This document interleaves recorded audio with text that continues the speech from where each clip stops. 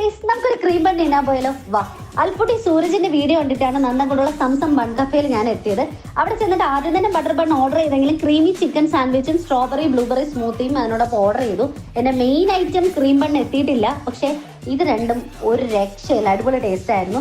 Chicken സാൻഡ്വിച്ചും അതുപോലെ തന്നെ strawberry blueberry smoothie ഒരു രക്ഷയില്ല. നിങ്ങൾ എൻ്റെ ഫേസിലെ എക്സ്പ്രഷൻ കാണുമ്പോൾ മനസ്സിലാവും, വളരെ ടേസ്റ്റി ആയിരുന്നു.